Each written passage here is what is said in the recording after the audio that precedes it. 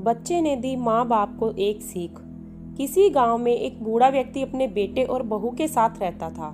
परिवार सुखी संपन्न था, किसी तरह की कोई परेशानी नहीं थी। बूढ़ा बाप, जो किसी समय अच्छा खासा नौजवान था, आज बुढ़ापे से हार गया था। चलते समय लड़खड़ाता था, लाठी की जरूरत पड़ने लगी, चेहरा झुर्रियों से भर चुका था, बस अपना जीवन किसी तरह व्यतीत कर रहा था।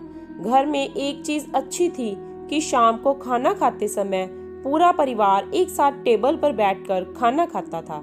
एक दिन ऐसे ही शाम को जब सारे लोग खाना खाने बैठे, बेटा ऑफिस से आया था। भूख ज्यादा थी, सो जल्दी से खाना खाने बैठ गया और साथ में बहू और उसका एक बेटा भी खाने लगे।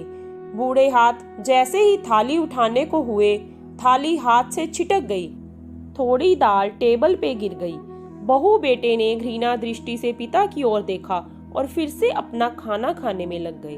बूढ़े पिता ने जैसे ही अपने हिलते हाथों से खाना खाना शुरू किया तो खाना कभी कपड़ों पे गिरता, कभी जमीन पर।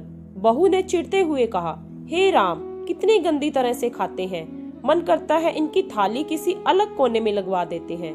बेटे ने भी ऐसे सिर हिलाया जैसे पत्नी की बात से सहमत हो। उनका बेटा यह सब मासूमियत से देख रहा था।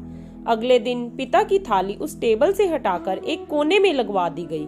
पिता की डबडबाती आंखें सब कुछ देखते हुए भी कुछ बोल नहीं पा रही थी। बूढ़ा पिता रोज की तरह खाना खाने लगा। खाना कभी इधर गिरता, कभी उधर। छोटा बच्चा अपना खाना छोड़कर लगातार अपने दादा की तरफ देख रहा था। माँ ने पूछा, क्या हुआ बेटे, तुम दादाजी की तरफ क्या देख रहे हो और खाना क्यों नहीं खा रहे? बच्चा बड़ी मासूमियत से बोला, माँ, मैं सीख रहा हूँ कि वृद्धों के साथ कैसा व्यवहार करना चाहिए। जब मैं बड़ा हो जाऊंगा और आप लोग बूढ़े हो जाओगे तो मैं भी आपको इसी तरह कोने में खाना खिलाया करूंगा। बच्चे के मुंह से ऐसा सुनते ही बेटे और बहू दोनों कांप उठे।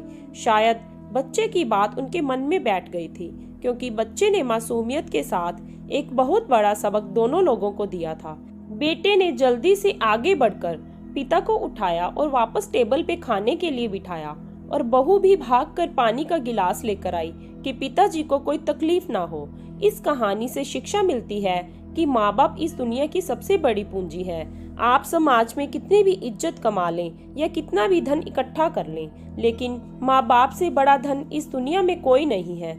अगर आपको यह कहानी अच्छी लगी तो एक लाइक कर दें और चैनल को सब्सक्राइब कर लें। धन्यवाद।